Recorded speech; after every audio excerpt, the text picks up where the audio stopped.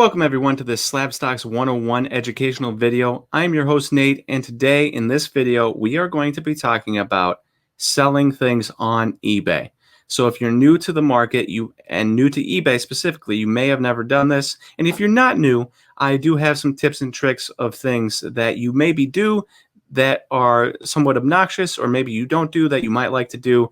Aaron and I look at eBay listings every single day. We see thousands of eBay listings every day, and there's so many things that just grind our gears, or we notice that are like, why is this missing, or why did you put this in, or this and that. And we will cover that all today on this eBay selling guide for you 101 video. So let's get into it, and I'm going to screen share here, and we are going to get to a just a selling list or a sell listing, and we can walk through it. So here we are. We're on the main page here, and we're on eBay, and you can see we have this little tab up here. It says sell, and we're clicking on it. And we already put one in here, so we put one in here, Lionel Messi 2014 Prism World Cup. PSA 10 base, and so we're going to click resume so that we could already have the pictures in here, so we didn't have to do it. Now right away we have our title. Title is a big sticking point for me and Aaron, is that so many people load up their titles with things that does not exist in the card. A different player's name, or a different club, or they say PSA 10 question mark, BGS 95 question mark when it's not graded. We would prefer if you did not. Now, this sounds a little haughty, but it would be nicer if people would stop putting in things that did not involve their card. If your card is just a non-graded Lionel Messi, just put 2014 Panini Prism World Cup Lionel Messi base, number 12. You don't have to put in PSA 10 question mark or BGS 95 or anything else. You don't have to put in another name. You don't have to put in Cristiano Ronaldo. So that is a big sticking point there.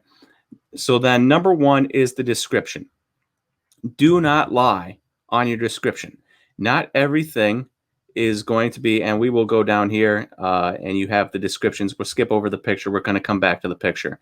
Not everything is a PSA 10. Not everything is going to grade well. Sometimes there's a ding corner, and you just have to realize that you're not going to be getting the full value of a card that doesn't have a ding corner. That's just the way it goes with packaging and handling. You're not always going to get a flawless card. So do not lie on the description. Give a good description. Up here, don't write PSA 10 if it's clearly a PSA 8 type of thing, if it gets graded, that type of stuff. And then in here, you got your card manufacturer season. You can go over and you can click 2014 Prism, put it in. The year is 2014. You can put it in. The player is Lionel Messi. There's a drop down bar. You can select it. Grade is a 10. You can select other grades, right? You can select the event, World Cup, Euro 2016. You can select the team, which I don't know the team. We'll just click on Liverpool because that's frequent. And you can even select like card manufacturer Panini. You can also select other attributes, like if it's a rookie, but it's not a rookie, we'll take that off. But it might be a refractor, it might be a misprint, that type of thing. And then over here, professionally graded, you can select the PSA. If it had an autograph, you could select that it was autographed. You can even select a league, that type of thing. They'll have the card number in there. You can select your country or region, USA, and then down here is where the description is. So you have all those qualifiers, and then down here you have the description. And so this is where you don't lie. Don't say condition is brand new if the condition is not brand new. Put any flaws down here. So if it has a ding corner, put a ding corner. If your PSA 10 case has a scratched case, write it in down here. Do not lie. You will find yourself getting returns if you lie. Next on the list is picture, and this is a big one. So if you go up here, we have photos, and you can add as many photos as you want, up to 12. 12? Up to 13. My bad. I'm bad at counting. So up to 13 photos. And so, oh, no, 12. I was right. This is the same photo. And so you look at this, and we've got two photos. We've got the front, and we've got the back. Some people do not put front and back. If I'm buying a card, I want to see the front and the back. And then if you have any damage to the card or to the case, add those photos in too. Do everything you can to help sell this card. So if there is a ding corner or a scratch on the surface, try to get a picture of it and put it in here, put it in there. And even if there is nothing wrong, people still like to see the corners. So take a picture of each corner, put it in. So that's a big thing. Next on the list is, when you're taking a picture, so you'll see these are clearly scans. This is a scan picture. If you have the ability to buy a scanner, to use a scanner, if you're going to be selling a lot of cards, scans are the best way to go. They give the clearest picture than whatever is on your phone. The easiest way to zoom in on the picture and see flaws or see perfection, if that's the way you have it. Number 2 on my please do or don't do is do not turn it sideways. Notice how this is up and down, both pictures. There are people out there that like to turn a card sideways. It's not a beauty contest. We are not having a beauty contest. This is not Instagram. Instagram, you turn a card sideways, it looks nice, it looks artistic. Here you are trying to sell the card, so you want to put it in the best light for people to know what they are buying. If you're putting a sideways picture of a card far away, that is not a very good way to get somebody to buy that card. Use good light. So you'll notice some people have bad lighting on their cards and you can't see the bottom half of the card or the top half of the card. If you're not using a scanner, make sure you're using good light, either light above or light from a natural source. Put the card on the ground next to a window in daylight, take a picture. Offers pretty good light. But don't use bad lighting for your picture. You need good lighting. It's the best thing to do. And then a really big one is don't hold the card in your hand. You'll notice here, no hand here at all. And yet there are people that like to hold the card in their hand. Now, I'm not going to disparage anybody for having nasty fingernails or nasty hands, but you see a lot of bad-looking hands in pictures of people that are holding cards that I would rather not have to see in my picture. That seems a little preppy. It seems a little haughty. It seems a little ridiculous. I understand that.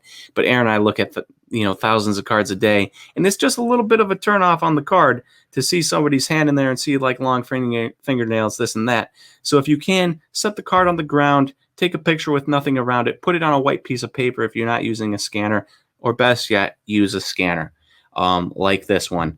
And then lastly, like I covered earlier, take pictures of blemishes.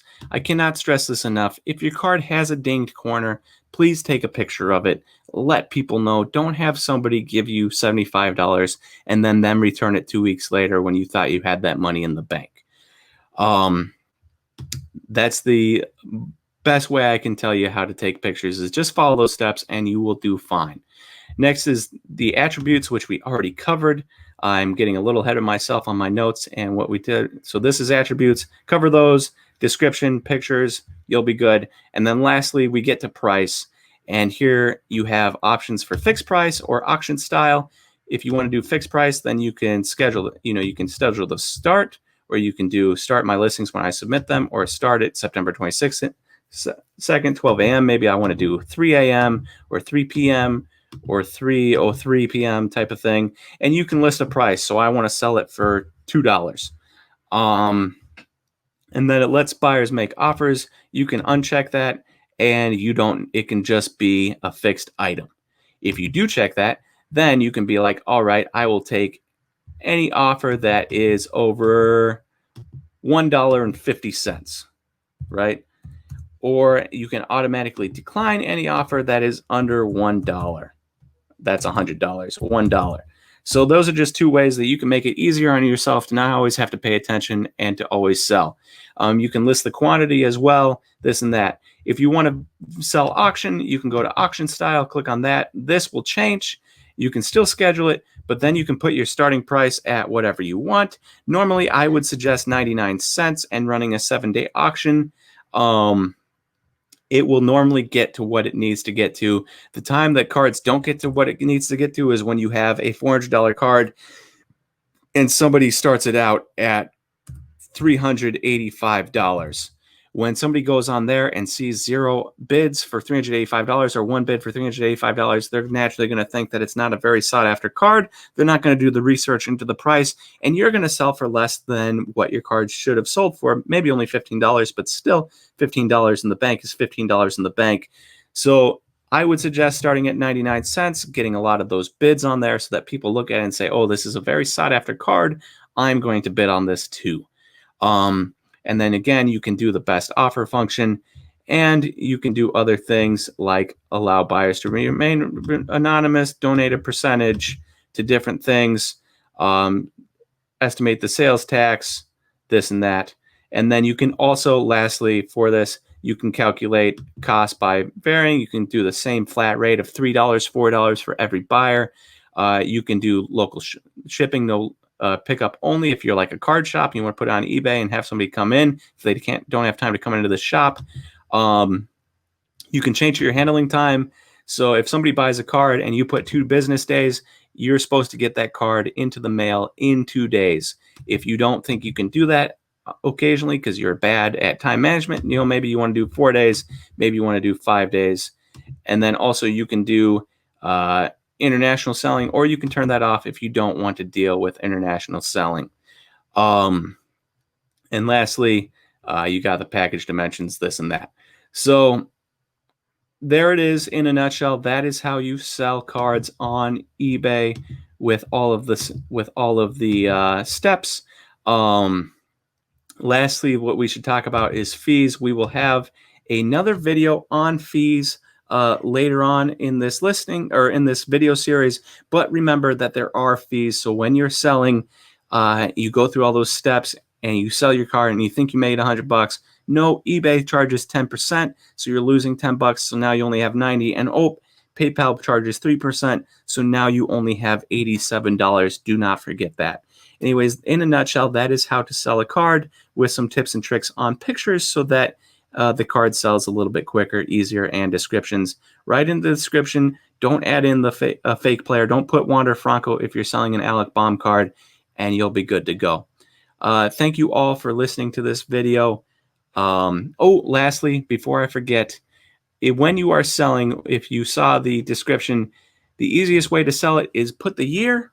So 2014, Panini, Prism, so company and product, name of the player, Lionel Messi, number of the card, and then the grade. Or if it's a Patrick Mahomes 2017 orange auto, you do 2017 Panini, Panini Prism, Patrick Mahomes, orange, die cut, rookie, number 249, auto, and you'll be good to go. Make sure all of the qualifiers get in there. There's so many times that I go through eBay and I notice that people are putting in cards that are numbered to 50, but they just put in purple, optic purple, and don't put in numbered to 50. That's a huge selling point, is that the card is only numbered to 50, and yet people don't put it in. So make sure you always do that. Anyways, this is how you sell on eBay. Thank you for listening to this SlabStox 101 video, and I will talk to you again next time.